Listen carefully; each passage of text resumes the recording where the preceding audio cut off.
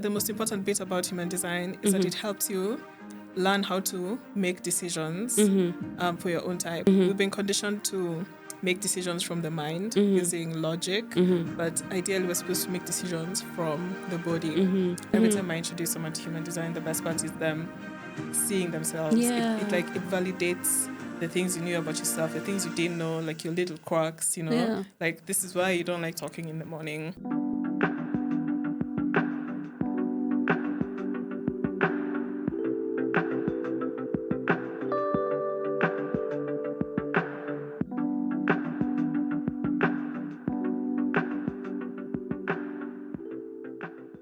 Hello, beautiful soul. Welcome back to the Art of Being. I'm your host, Bamzi. Today, I have a goddess in the studio. Her name is Naba, and we are going to talk about all things human design. But before we get started, I just wanted to thank every single person that has subscribed to our YouTube channel and rated our podcast. Thank you so much. And if you haven't yet, please subscribe and comment on this conversation and other conversations, and also rate our podcast because it really does help our community grow. Now, back to the human design conversation. I have Nabangala in the studio. Welcome to the Art of Being, Nabangala. Thank you, Bamzi. I'm really glad to be here. Yay! I've been wanting to talk about human design for quite a while, and I'm so glad you responded. You know, because I put out a call on Threads, and I was like, I'm looking for human design practitioners in Kenya because it's actually a new area where I don't see a lot of people practicing, and I'm so glad that you saw that and responded.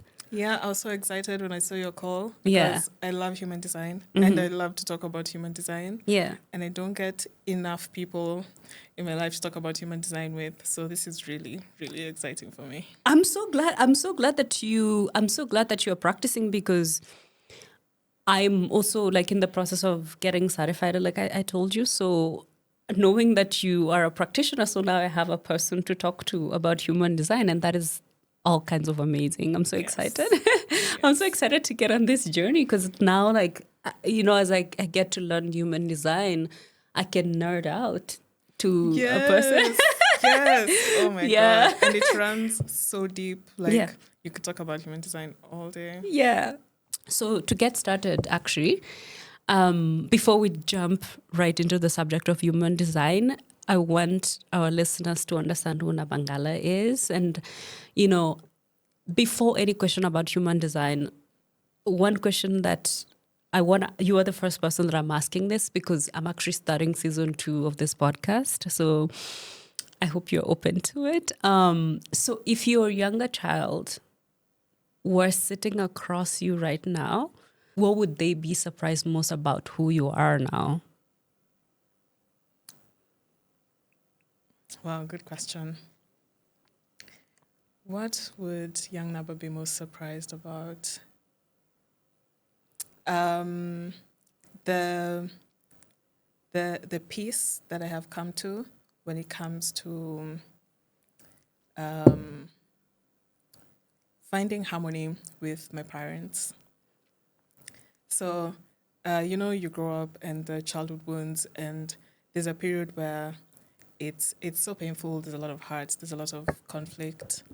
But today, right now, I'm in a place where I've come full circle, and I see a different perspective where all the things that I thought were wrong or were painful or whatever, they still exist, but also I see my parents as the loving human beings that they are, who had children because they wanted children and they loved their children the best way they could. And today I am very unfazed by things that before would be cause for arguments and spiraling. Today I don't know, I'm just calm. I don't feel a need to be rebellious, to assert my point of view. I've just found this peaceful acceptance. Oh my God. Yeah, and it makes me excited for the next phase of life where I have a relationship with my parents, you know? Yeah, I think that's what little Naba would be most Yeah. surprised about because I didn't expect it either. Yeah.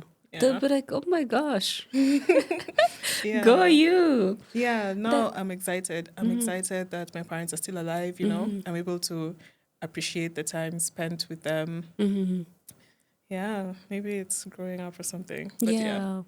I actually really love that because I feel like the more I've also healed, the more that I've realized that even though it's not excusing, you can have two perspectives at the same Yeah. time. You can acknowledge your heart, you can acknowledge the wounds, but at the same time understand how hard it is to exist in this human experience. And sometimes the parents were like unconscious, but they were doing their best. So that's something that has also helped me sometimes to look at my parents and like think about their inner child, or try to picture like the inner child in them, Mm-hmm. even though like of course like whatever they were doing like was hurting you at the same time, but understanding that it's multi-layered, right? Like people are operating from whatever consciousness you're operating from. It's like a projection of your consciousness, and it's like how evolved are you, right? And depending on like what's going on in your life and the challenges that you have, that also determines on how you act towards other people and treat other people. So sometimes picturing my parents as like younger children and like the wounds that they were carrying like has also helped me heal. But at the same time, acknowledge my pain, right? Because I can't also not acknowledge that I was hurt. So Yeah. it's just learning to hold two perspectives at the same time. Yeah. Yeah. All right. So let's talk about human design. So I want to understand your journey towards human design and what particularly drew you to human design. Because there are so many things out there, like there's astrology, there's numerology, and like I have like knowledge on like different levels of knowledge on all of these things. But sometimes like you're drawn into something and like you go deep. Like for you, it's human design, and like why was that the case, that like human design was the thing that like drew you? Yeah. Um. So probably started around 2018. Mm-hmm. A year or two before that, I was getting into astrology. Mm-hmm. And then I was following this astrologist on Twitter. Her name is Jade. Her handle is IJD, Mm-hmm. IJAADEE. Mm-hmm. And then she started talking about human design. Mm-hmm. And then, so I got curious. I went and got my chart. I started reading about it. And it was, I don't know, the most eye-opening thing I found, even better than astrology. I find human design, just complements astrology. Everything that I was learning about, like who I am and how I work and how specific human design is. It's Mm-hmm. very specific to you and how you function, like the Mm-hmm. mechanics of your body, your mind, why you like the things that you do, why you relate to people the way you do. And it became also a way to really understand the people around me. And then it runs so deep, like it's like a rabbit hole that doesn't end. So every day there's just new things to learn about human design.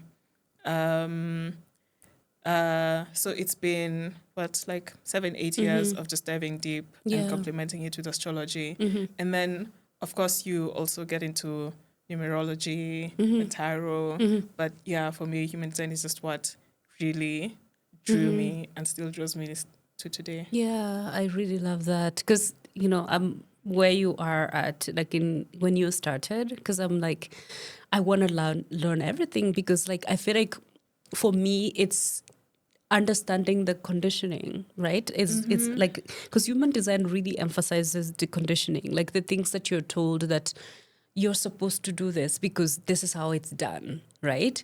But understanding that my energy doesn't work like the way that people just assume like everybody's supposed to work the same way. Yeah. So I think like that's what has drawn me, is like understanding that, oh, this can help me and understand like how my energy likes to be. And I really am excited to dive deep into that, to because I feel like it's gonna help, like what you said earlier about like how do you work as a person, right? And like a lot of us, of course, like we're in careers, we're pursuing different things, you want to understand like how to best use your energy, right? So yeah, I'm so excited to get on this journey, and like I said, knowing that you are into human design. So if somebody was listening and they're hearing about human design for the first time, like this is their first time, because there are a lot of like listeners who, are maybe this is not something they've heard about. How would you describe human design? That's a good question. And I've really tried to define it so many different ways over the years.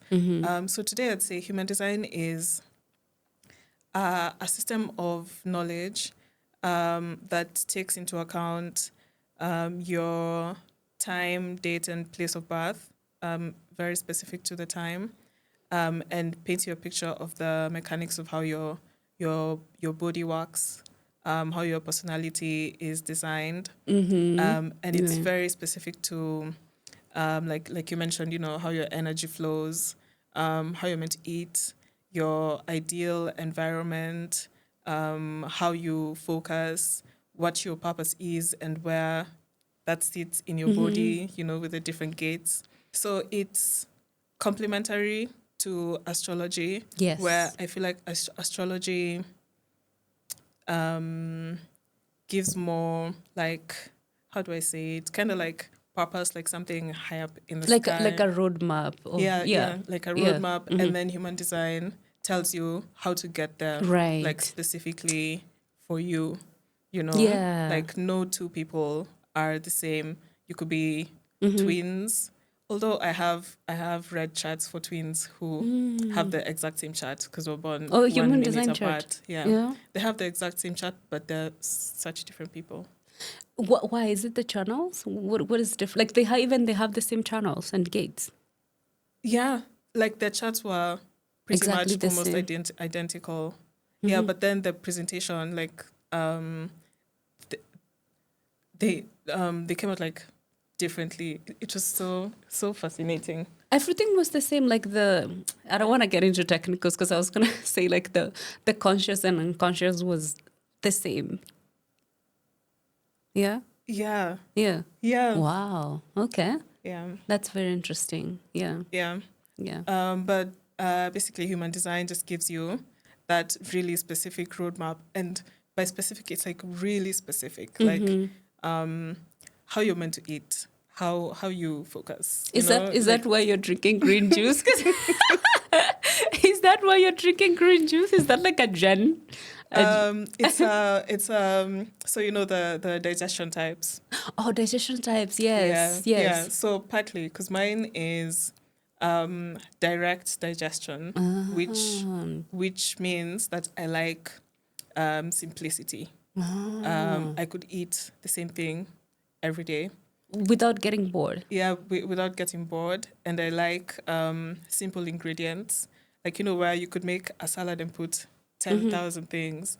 My salad could be like tomatoes, onions, lettuce, and avocado. Yeah. And it could be just that simple. Like the simpler, the better. The fewer ingredients, the better.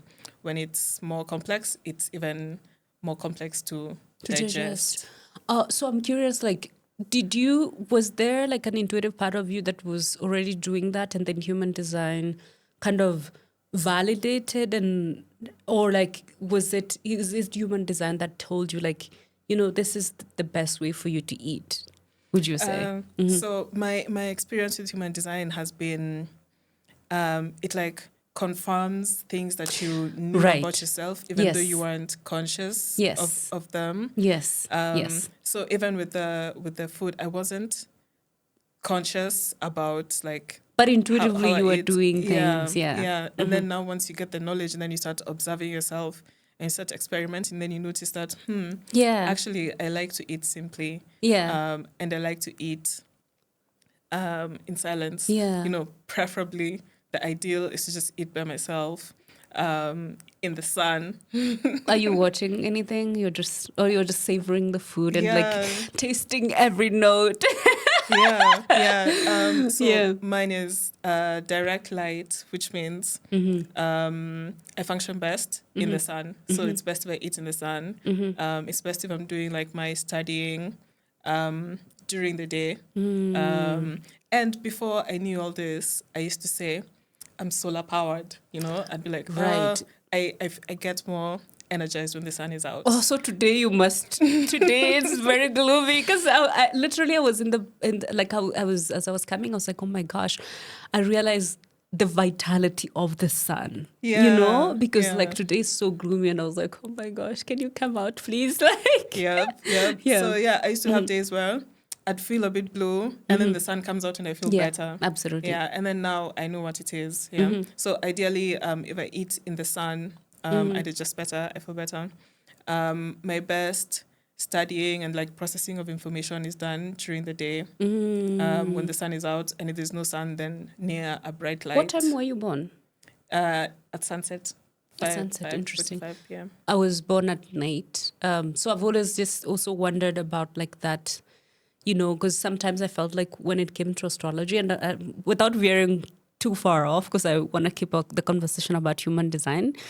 But there was a time that I was studying astrology and realized that there are people that relate more with their moon sign than their sun sign. And I felt like part of me was that, and maybe it's because maybe I was in the dark night and like I was in my emotions, and like that's why I was relating to my moon deeply. But there's also a part of me that feels like I relate a lot with my moon sign. But I love the sun. Like I said, like the sun is very vital. But anyway, that's very interesting. That's a huge realization that like how important the sun. Like you couldn't live in the global north where the winter. I'm meant to live in like a sunny, tropical, coastal place. Mm-hmm. I think the ideal would be hot and wet. Right. Yeah. Yeah. Like so, at the coast, you would thrive. Yeah. Yeah. Have you felt, maybe tempted to move there? I lived in Kilifi for like the last 5 years. Oh. Moved in 2020, and I thrived. And you came back to Nairobi? Yeah, I came back. I am in like a transitory phase. Okay. Yeah. So. Okay, I get that. Yeah.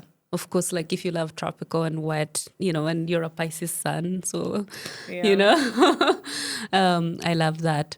So I love what you just said about like how human design just, kind of like gives you like, like you said, like how your energy likes when you're in the sun, your energy likes when you eat foods that are like easy to digest. I haven't gotten to the part where like I look at the foods, and in fact I feel like I've forgotten what my digestion is because I'm I'm just in the beginning.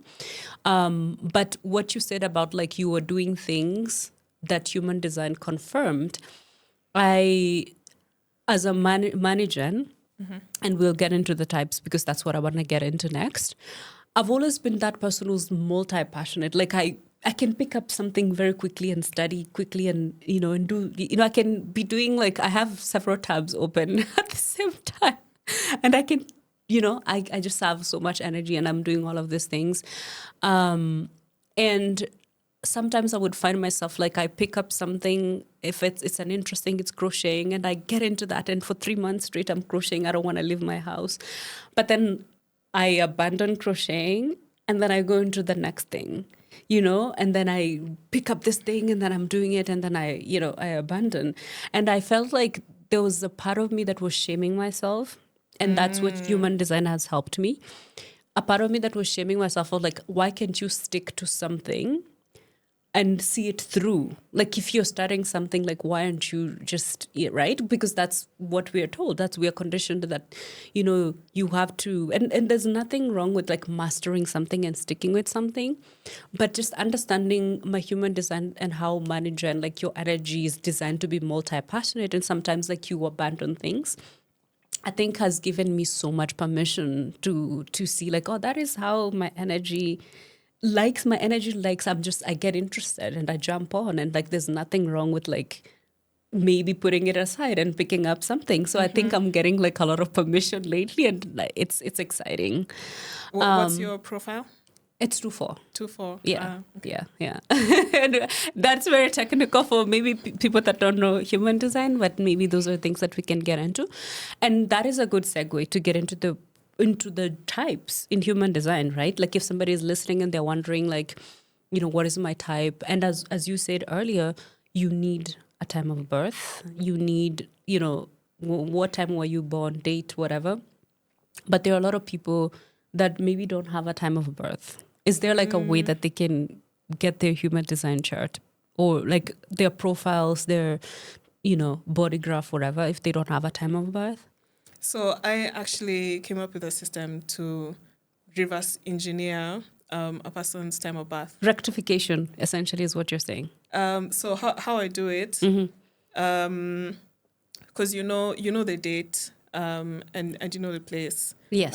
So it's a bit manual, but basically, for my friends, what I've done is you pull up the charts for the day or the period of time when they know they were born.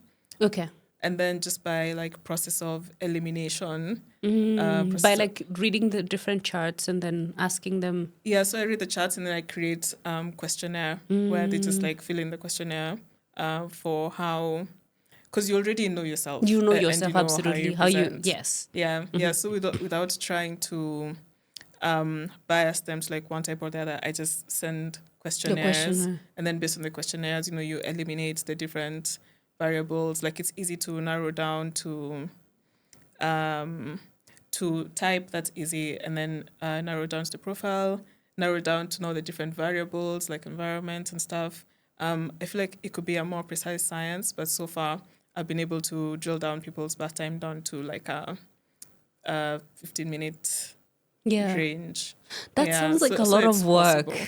That sounds like a lot of work, yeah. But it's so exciting. I mean, For if it's me, exciting, it's so fascinating. That's good. Oh my gosh, yeah. Yeah, that's good. So I actually also didn't know my time of birth. But in 2023, I had asked my mom like an estimate.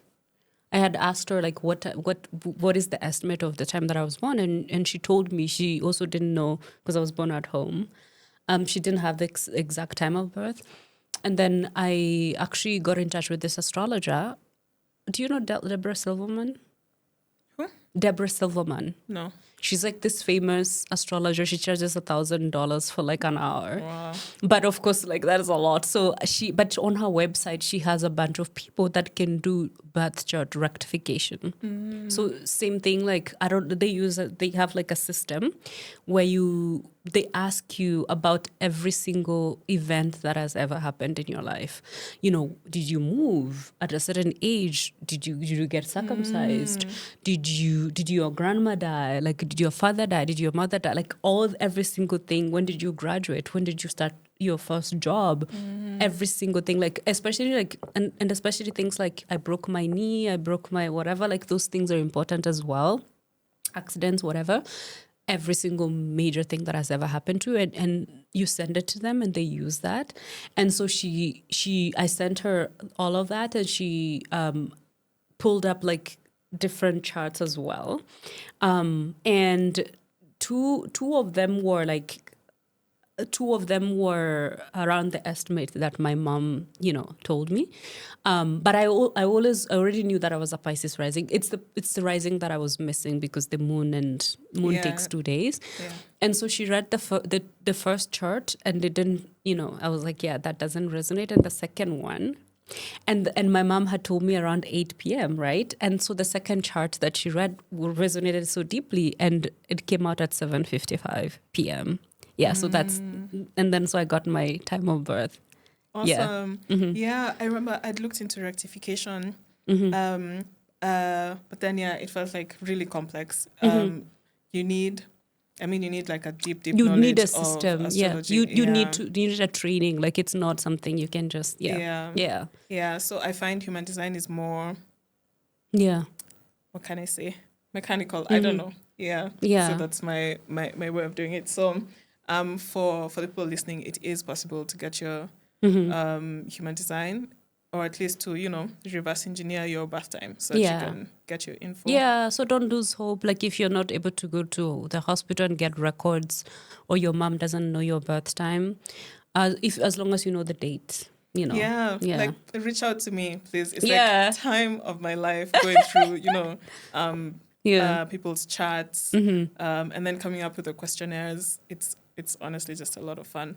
And then sharing in that experience of someone being able to see themselves. Like every time I introduce someone to human design, the best part is them seeing themselves. It Yeah. like it validates the things you knew about yourself, the things you didn't know, like your little quirks, Yeah. like this is why you don't like talking in the morning. This is Yeah. why, people who are like this are not your favorite kind of people. It just validates who you are, Yeah. because we're very conditioned. We're all conditioned.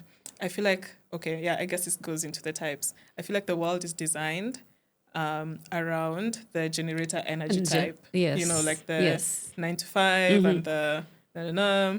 So Mm-hmm. people who are especially not generators, like projectors, finding out that who they are is for real. Like, the fact that you need to take several naps during the day doesn't mean that you're not There's designed something for this wrong world. with Yeah, you. it just Yeah. means we've all been conditioned Mm-hmm.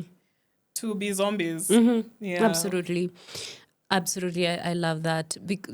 Like I said earlier, it's like it gives you permission to own Who you are. who you Yeah, like are. it's okay that you're Yeah. different. It's how it's supposed to Yes. be. Yeah. Yeah. Okay. So now let's get into the different types, and then we'll talk about like how human design can help, like why even know about your human design. But let's start with the different types of human design energy Energy types. types. Yes. Yes. Yeah. Yeah. So there are 5 energy types. There's the generator, manifesting generator, projector, manifester, and reflector. So I'm a generator. We can start with the generators. Manifesting generator. But Yeah, yeah, and let's start with manifesting generator. generators.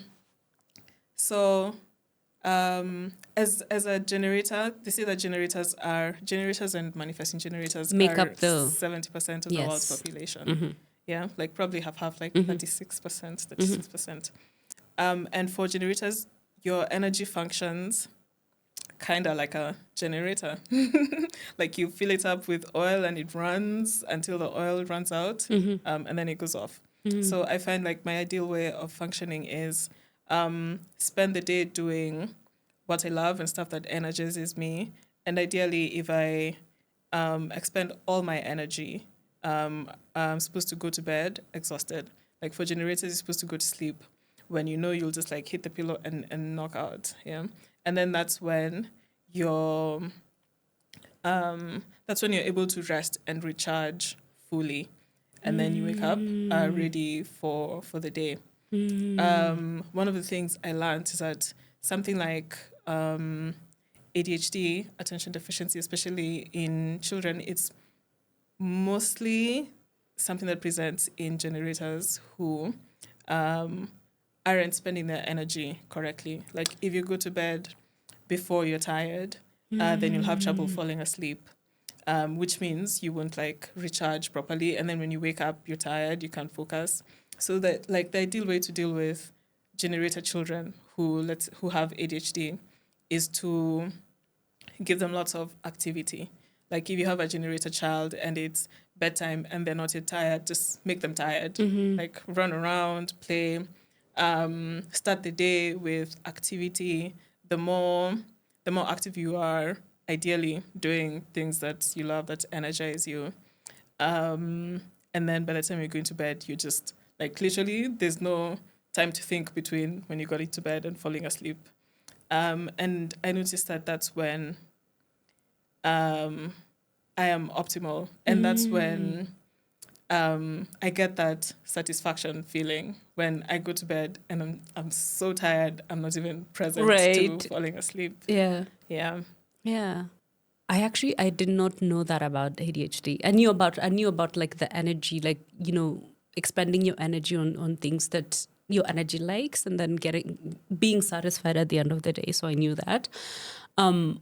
So if you're doing something that, 'cause there's a lot of us that do things that you're like, you don't like, but you're doing it. Yeah. In that case, as a generator, what has been your experience? Because I'm sure like maybe before you studied human design, or like even in human design, you found yourself doing things that maybe that are not as interesting to you. Does that affect, that feeling satisfied at the end of the day and getting exhausted? Are you able to fall asleep quickly, even though your energy was expended doing things that maybe are not as interesting? In my experience, doing things that you don't like leads to a lot of frustration. Whew. Yeah. Oh, frustration is the theme of my life. Yeah, and it's so soul crashing, because also another characteristic of a generator is that you can really commit to something. Like once you commit your energy to something, you kind of can't stop until the end. And quitting is usually not an option, because quitting is also soul crushing. Yeah. So when I have been committed to doing things that I don't really enjoy, but I'm still doing it, I still end up like giving my all and spending all this energy, but I get so frustrated and unhappy. And then it's also so I used to smoke a lot. I'd find myself like working nights, like I'm not in my optimal. I'd like, I don't know, it's just an unhappy place. And it might be hard to spot it because there's also the other part of people pleasing and also overachieving. I don't know, you're just in the wrong place doing the wrong thing, but you're so determined to do it well, to achieve. And then it has an effect on everything, even Absolutely. the relationships around you. You end up not connecting with the people who are meant for you, So it's just like people who drain your energy. And it's a really unhappy place, especially if you have if you can be able to contrast with a time when you're doing something that you loved and you're energized and you're attracting people who vibe with you, who like uplift you, and you're sleeping well and you're eating well. It's just a whole different space. Yeah. Okay. So there's a few things you mentioned about the generator that want you to get into, and especially if somebody, maybe they just have like understanding that they are a generator, but they don't know like how do I best show up as the best version of myself. So one thing that you mentioned is that frustration. That is a sign that you're expending your energy in something that you don't like, essentially, because sometimes people, they're frustrated, but they don't know. Yeah. You don't understand where that frustration is coming from. Yeah, because also it's the conditioning. We're conditioned to follow your obligations. Yes. You just feel like this is how life is supposed to be be long suffering. Yeah. To put everyone else first. Like it doesn't matter if you're unhappy, so long as I don't know, you're paying the bills, you're doing what. Yeah. And sometimes you take that frustration as like, why am I even frustrated? Not understanding that is communication. That is information that like you don't like this, that your energy is telling you something, right? So you mentioned that like, yes, if you're frustrated, that is a sign that you're engaged in something that your energy doesn't like. The other thing is when you feel satisfied at the end of the day, like you said, then it means that, you're good, like you're aligned. You may be so tired, but you're tired living your best life, doing something that gives you purpose, something that you really, really enjoyed. It feels so good to go to sleep like that. Yeah. One thing that I've struggled with in my journey is like understanding like when to do something, when to go after something versus when to, so if you can talk about that, that's the strategy of like of the generator as we move along. Yeah. So with every energy type, you have like a strategy and an authority. For generator, your strategy is to respond, basically to respond to what's life, brings to you. Right. And the authority for me, I have emotional authority. Me too. Yeah, which means I'm literally led by my My emotions, emotions. and ideally I Mm-hmm. shouldn't make decisions in the moment, in the height of emotion, because you know it always goes like up and down, up and down. So if I have to make a decision in the moment, then I go with the immediate yes or no feeling that I'm feeling. But ideally, it's good to take some time to think about it, to let the feelings go up or go down. So whether it's excitement or sadness, like whether it's high or low, You have to yeah. wait to let it pass, because I've had the experience of saying yes on a When you're high, excited, me yeah, too. and then 5 minutes later you're like, ugh. Or 1 week later, I shouldn't have committed to yeah, that. I should Yeah. have waited a bit. Mm-hmm. So I'm really learning how to do it, and then it comes with patience also, because sometimes you can feel like, oh my gosh, the opportunity will go away, or like that pressure to respond to the Yeah. email. There's so many pressures, but with time you learn how to be on your own time, to trust Yeah. your own timing. And then when it comes to strategy, waiting to respond. So the generator aura is magnetic. We attract things to us. So how we're supposed to work? We are not initiators. Like ideally, if you get an idea in your head, you don't immediately go and start. Like if you think I want to start a podcast, when you have that thought is not when you immediately start the podcast.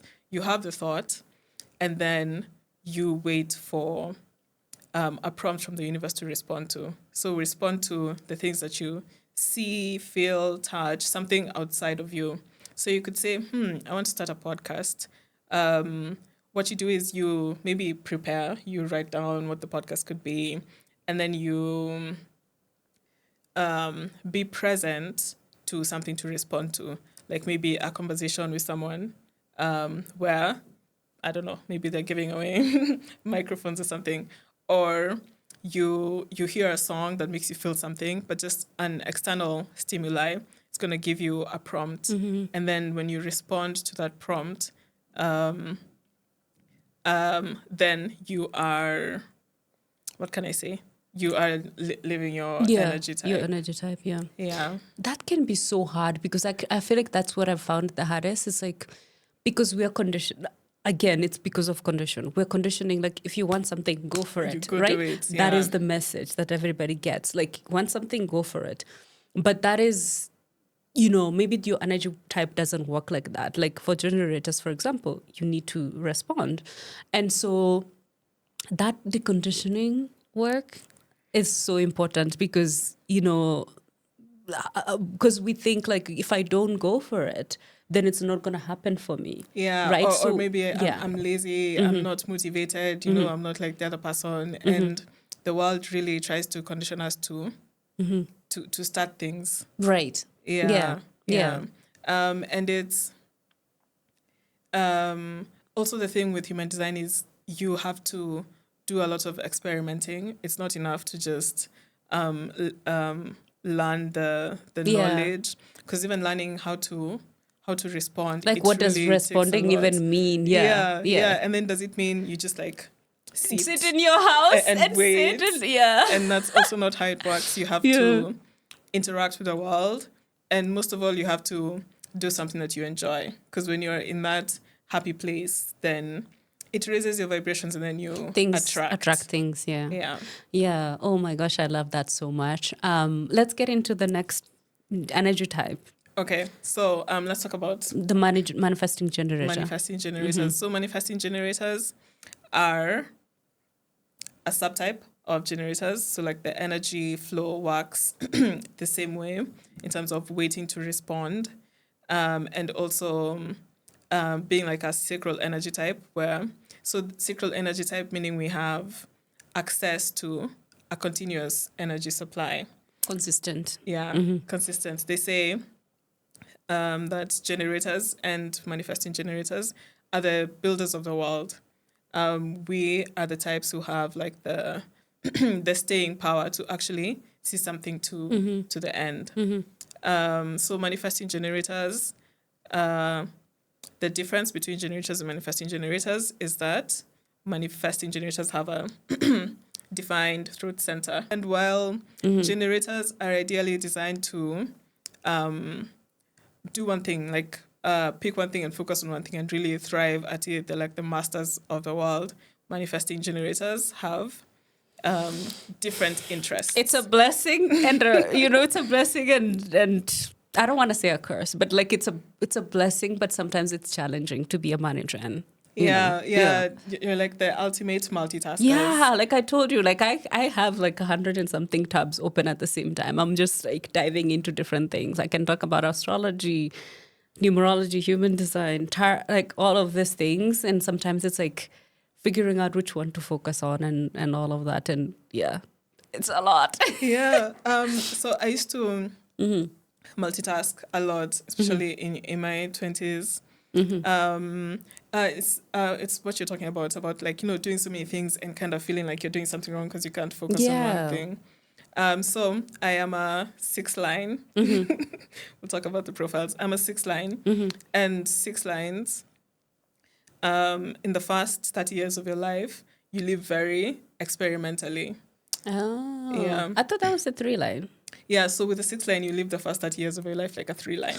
Oh. Yeah. Oh, okay. We'll have to nerd about that offline because it's gonna get technical. Yeah. So I also had that experience of doing so many things and kind of not sticking with any one thing. And then now that I'm in this second phase, so the 6 line, you live your life in 3 phases. The first phase, 0 to 30, is very experimental. And then the second phase, 30 to 60, they call it the rooftop, where you kind of sit back and observe. And it's the time when now you achieve mastery. It's like you pick a lane now and really focus on that. So I'm in this phase of achieving mastery, and I'm able to see how multitasking doesn't work for generators in general. Yeah. But now managers, you're like the kings of multitasking. And also you move like really fast. I can decide on something today and I'll start studying, and by like next week I can start talking about it. It's crazy. Yeah. Another difference between manifestors and generators. So you also wait to respond, but you inform. Yeah, you have to, if you have an intention, if you want to start a podcast, you inform and then you do your response cycle from there. Yeah. So the inform, is it like your friends? Is it like if I want to start a podcast and I'm a manager, like let's say like something showed up in my environment that told me like, oh yeah, okay, start a podcast, right? And so I'm responding to that. Who do I inform? Is it my family? Is it my friends? Like, yeah. Well, ideally, you inform the people who'd be affected and who can help. So who's going to be affected by my podcast? And then, let's use that as an example. Okay. Who'd be affected? Let's say if you need studio space, maybe like your office has that space, you inform the people there. If you need to be gone on Wednesdays between 5 to 7 p.m. Whoever is, like whoever has the house keys or whoever needs to take care of the children. But that sounds like, duh. Like, you think, right? Is there like, maybe it would, okay, without getting into the manifesto, is there a person who would just like jump onto starting the podcast without informing? Like, it doesn't sound, that sounds... There's people who, or there are times, okay, there's people who, I feel like, I'm talking about manifestors, but who just like to do things on their own. Yeah. So managers, so you still wait to respond, but you also inform. Inform. And then having, oh my gosh, there's so much. Having a defined throat center, it also means that managers, you're kind of able to speak up for yourself easily. As a generator with an undefined throat, I'm very aware of, like, the dynamics are so interesting because so with an undefined throat, Hopefully the terms that are weird will inspire people to go get your To go human look, yeah, design. because people are wondering like what is defined, what's undefined, and just basically like just pull up your chart, Yeah. and then where you see the colors, if you see a colored triangle or what is it, square, whatever you see that's colored, that's defined, and when you see white, it's not colored, that's undefined. Yeah. Yeah. So one thing that I'm kind of envious of money giants about is having that defined throat center, because it means you can communicate better. Sometimes even it's you naturally speak louder. And then the thing with an undefined throat, I've had to learn to. Okay, so growing up, if you're quiet, sometimes we'll put pressure on you Right, to yeah. like, why you're not talking, Talk, why you're so yeah. quiet. And that it's the conditioning again. Yeah, when actually there's nothing wrong with being quiet, but sometimes it gets to you and then you try to force speaking, and if you have an undefined throat, it works against you. Yeah. Ideally, like it's okay to be quiet, and then you speak when it's also that when responding thing, but you speak when the moment is right, and then when you speak, then you get to speak your truth, and you get to be articulate, authentic, like that's And which I feel like it's am. such a superpower. Yeah, to it to is. be undefined, because it's like when you're not quick to speak, sometimes it's like makes you a good listener. Yeah. And when you finally speak, it's something of substance, because you're just not, just throwing, like some of us who are sometimes, I'm not saying that's what I do, but sometimes like there are people who are like speak, and sometimes whatever you're speaking is not of substance. But I feel like it can be a superpower to just be, speak when it's like, Yeah, when I when speak, it's whatever a I talk moment. about is like of substance. Yeah, Yeah. because also when you force it, then it doesn't work. You end up feeling like you're not being heard, being frustrated, or like saying the wrong things, being awkward. It takes like that awareness, and then just like constant practice, and then eventually you find peace, and then you also just become like proud of yourself, shall I say, like this is just who I am, and it's okay to be quiet, Yeah. and no one can shame you into speaking when you don't want to speak. And that's the beauty of human design, because you finally realize there was nothing wrong with you to begin with, it kind of gives you that permission to be like, yeah, this is just that's how I was designed, and that's what I wanted to do, and there's nothing wrong with me. Yeah. So next one, manifester. Okay. Let's go manifester. Yeah. Manifestors. So manifestors are the people who can initiate, who would get an idea. I want to start a podcast, and first they have to inform. So they're the ones who their strategy is to inform. For generators and manifesting generators, our strategy is to respond. Yeah. Manifestors, they just need to inform, and then they can start. I want to start a podcast. So inform people that will be affected. Yeah. By informing, you clear resistance. If you want to travel, if you want to build a house, whatever you want to do, you just inform people and you start. So the way we're told, this like hustler idea where everyone is told, start a business, do whatever. That's ideally the manifestors. The manifestors are the initiators. Like they have the big idea and then they start. And then ideally the generators are the ones who will see it through. Yeah. Because we have the staying energy. Manifestors, they don't have a defined sacral, so they don't have access to a constant supply of energy. So they go through this work and rest cycles. As a manifestor, you get inspired, you start a project, and then you go through a period where you need to rest, you need to retreat from the world. And then for the manifestor, how you know you're not in design is if you feel anger. For us, the generators and managers, we feel frustration. Yeah. So as a manifestor, when you're completely in design, you're doing what you love, you're flowing with your energy, your what is it called? Peace. Signature. You feel at peace. Yeah, it's Yeah. peace. And then when you're not in design, you feel anger. So that's your red flag to like stop. You're not whatever aligned. You're You're doing. not in alignment. Yeah. Yeah. Yeah. Next is projector. Next is projectors. You know what I'm finding? There a lot of the coaches, human design coaches, are projectors. And I feel like maybe it's because they finally realized like, oh, we were being conditioned to be like generators and whatever. And now we've found human design. It's given us permission. Like a lot of coaches are projectors. Yeah. It's very interesting. Yeah. And they're also really good. Like projectors have a superpower. They say that, the world that we knew was built and run by manifestors. And where we're going, the world is now being led by projectors. Yeah, so projectors are also an energy type. They don't have access to a consistent supply of energy. They are the people who need to nap a lot. In my experience with projectors, introducing them to their human design, one of the biggest epiphanies they have is that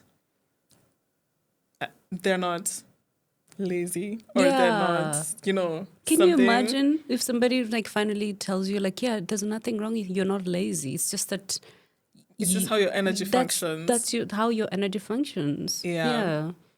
So for projectors, they don't have constant access to energy, so they need to rest a lot.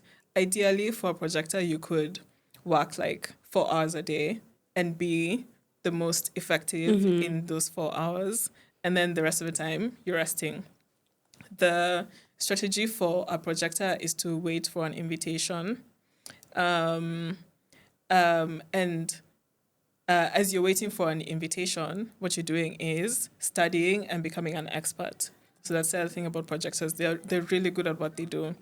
Projectors are people who probably like if you're in design, you're most likely the highest paid in your field because you're an expert. And how to know that an invitation is correct to respond to is because they acknowledge you and they recognize your skills. Expertise. Yeah.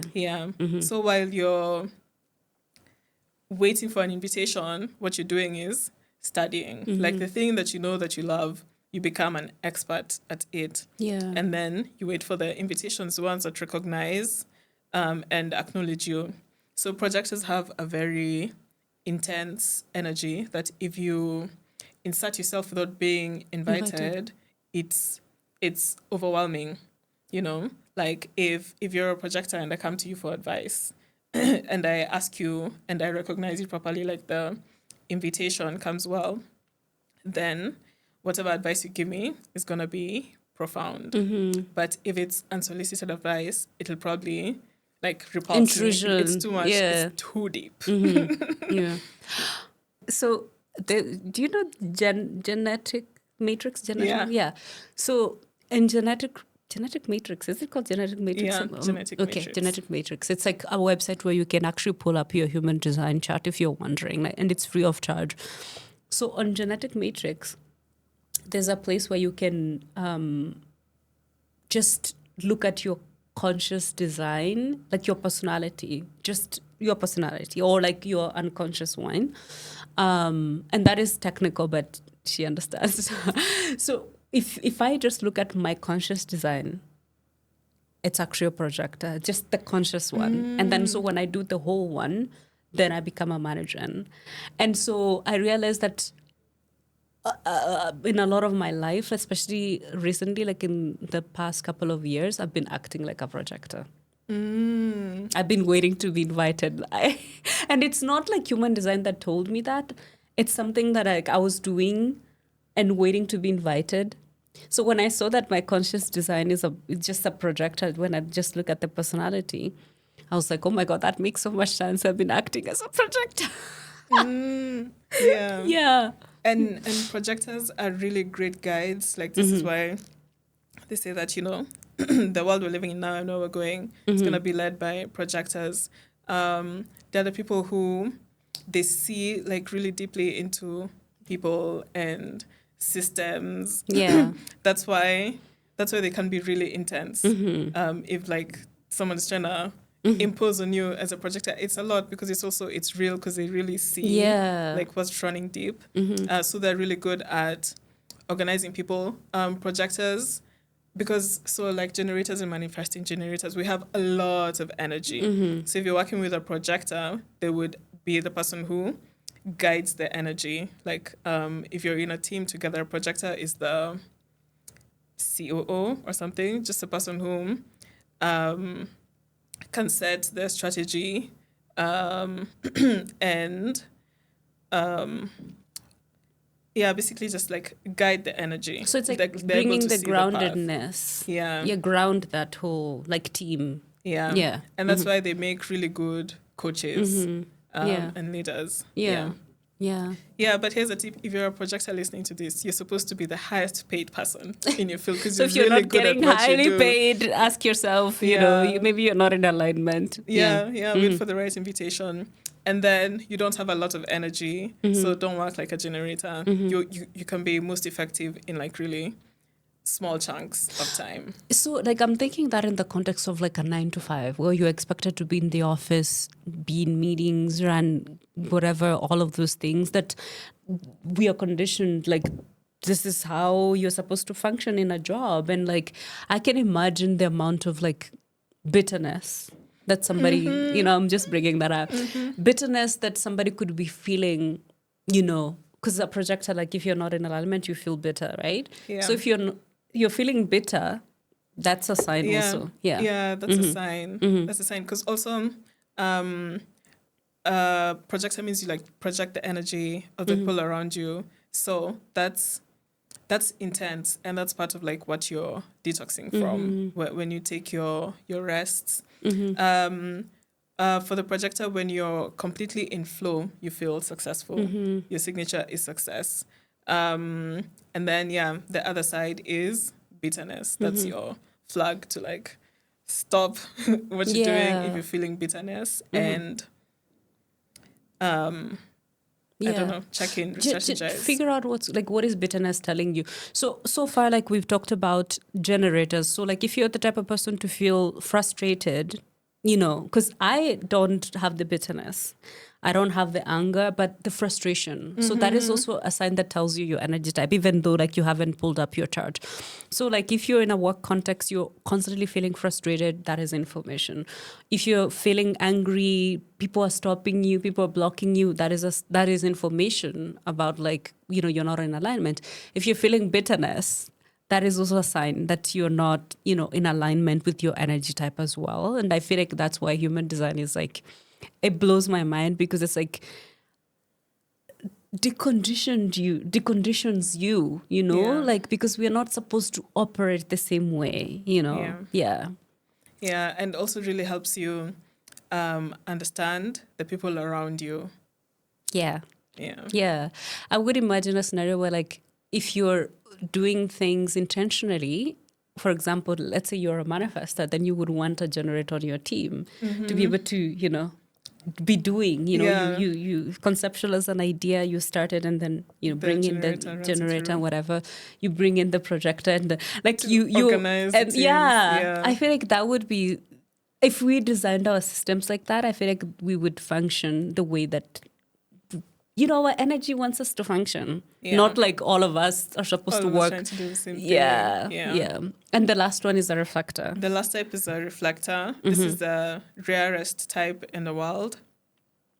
Okay, so 70% of the world is generators and manifesting generators. 20% are projectors. 10% are manifestors. 1% is a reflector. 1% is a reflector. I don't know any reflectors in my life. Yeah. I know one who I follow online. And I think she might be the only one. If you're 1%, then that is very rare. Very rare. So reflectors, they're like a mirror. They basically reflect. They reflect the world back to the world. there also are non-energy type, and they have like a 28-day decision making Yeah, cycle. that I don't I feel like if but they probably like if somebody's a reflector, maybe that's just how they were behaving and acting because you're intuitively led. It's just that Yeah. maybe because we live in a world of like generators and manifestors, maybe they thought they were something is deeply, deeply wrong with you. You know, because you're so different. I would Yeah. imagine. Yeah. Yeah. Yeah. I feel like they're the ones who are like the mediums and the Yeah. seers. Because, yeah, so the 28-day cycle is like it goes with the moon. For them, that's how they make decisions. And what's Yeah. their signature? The signature is if they feel disappointment. Well, sorry, if they're not aligned, they feel disappointment, and if they're aligned, they feel surprise. I don't know any reflectors, so I don't know like what that means. Like because I know what disappointment feels like, and the surprise part, I don't know how that would show up in like, yeah. But yeah. It's a very interesting one, a reflector, because I Yeah. that's the one that I know least about. Yeah, me Yeah. too. Me too, because I've interacted with all the The other other types other types. than a reflector. Yeah. Yeah, I can see why. Because it's like if it's so rare, then it's hard to find like an actual reflector. So for like a reflector, the body graph is like all white. Yeah. Oh, yeah. All the Everything centers is are white. There's no open. color. Yeah. Yeah. It must be so fascinating. Because when your centers are open, it means you respond to the environment around you. Yeah. Yeah. And also conditioning, it's easy for you to be conditioned, right? Because it's like when everything is white, you're taking in whatever. And especially if you're a child and you don't, you can't filter things out, right? Like you can imagine like all the messages you're getting and everything you're absorbing. But when you're defined, I feel like, I look at my conditioning, like I feel like it's been not easy, but I've deconditioned quite a lot. Yeah, me too. And part of the reason is because actually the only two centers of mine that are undefined are the head and ajna. So Oh, really? So you're like yes, super I am defined. in the Oh my gosh, I have tropical. to see I'm your chart defined. after this. The throat is defined. The ego center is defined. The will is defined. The sacral is defined. Wow. The solar plexus is defined. The root, the spleen, all of them are defined. Wow. For me, I have defined root, sacral, solar plexus, and heart. Oh, so the ego will is undefined, throat is Undefined undefined, root, ajna, spleen is undefined, head is undefined. head is undefined. Yeah, and I noticed, or I learned recently with the undefined spleen, I take on other people's symptoms. Yeah. Like if Oh, you are having a headache right now, I would probably get a headache. If you are cramping, I would also start to feel like I'm cramping. And I wasn't aware of this what? until I think a year ago. And it really makes me wonder about, like, it makes me really want to go back and just Look at the times where you where I felt somebody has. sick. Yeah, like, was it my sickness or someone else's sickness? Oh my gosh, because the spleen is in charge of like your health and intuition as well. Yeah, yeah. If you are curious about human design, definitely pull up your chart. Like we said, Genetic Matrix is one of the websites you can pull Yeah. up your chart, and look at the colors that you have. I feel like if you don't have a birth time, you can still get the accurate in terms of like what is defined and what is not, right? Yeah, Or not? yeah. Yeah, I think Yeah, like there's some basics what you can get. yeah. So if you look at the places where like there's color, or you get in touch with her, she can read your chart. Oh my gosh, Like I if this is getting too technical for you, like of course get in touch with Nabangala. She can read your chart and for you to try to understand like how does my energy best function, right? Yeah. Instead of just following the script of like how we're conditioned to just behave and act and show up in the world. Because if you're working against your energy, you're going against the grain, then Then life is hard. that does not serve you, because the amount of frustration that I've dealt with. Me too. Actually, the most important bit about human design is that it helps you learn how to make decisions for your own type. We've been conditioned to make decisions from the mind using logic, but ideally we're supposed to make decisions from the body. And that's what the strategy and authority means that we've been talking about. Yeah, so as a generator, how to make decisions is a way to respond. Yeah. A way to respond, and then it's the wrong decision if you feel frustrated. If you're a projector, if you feel bitterness. So with human design, when you learn about the mechanics of how your body works and how your energy works, then you get to trust yourself more to make the right decisions for your life. Because from logic, the mind is for logic. It's like the mind will tell you if you run too fast down the hill, you'll probably lose control and fall over. It just does like the math for you. Yeah. But like the deciding, knowing what's best for you, that's what human design gives you. Yes. And it's also helps you understand the people around you. Ever since I got into human design, I get people's charts. My computer is just full of people's charts, people who are in my life. And even if you're not aware of things yourself, I'm able to understand it. Like if you're my friend and you're a projector, then I understand, it kind of helps me love people better from like how your energy works. Yeah. And even at work, you get to understand what people are good at, what their strengths are, when to call them up, for ideas, stuff like that. It's very practical. It's not like up in the air, like some magical ideas. It's very, very practical. Yeah. Oh my gosh, you've given me an idea, because I'm starting a business. So like one of the requirements for me to understand like where you're going to fit is like also understanding because I want you to function the way your energy is supposed to function. Like and that's how the team works. I think that's also like a really fascinating use case, like going into I don't know, offices, teams, work groups, and just learning the dynamics of people. Yeah.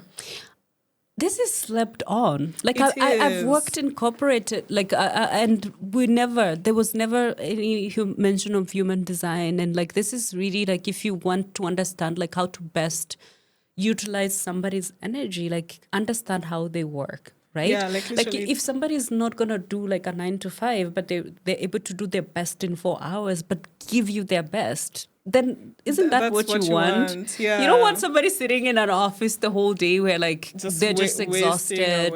I feel like team building, team retreats needs to be like human design coaches. You just like get everybody's energy type and then teach people about each other. Like, this is the person who is going to see the project to the end. This is the person who is an initiator, like their ideas are really good.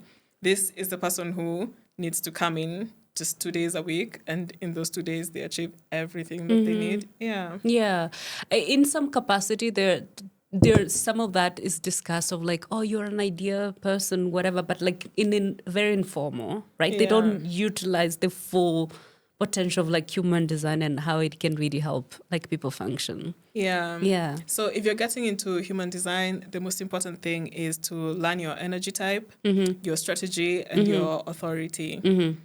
We didn't even get into authority. You would have to come back for us to like actually dive into some of that. I would love to, because there's so much more. There's so much more. Yeah.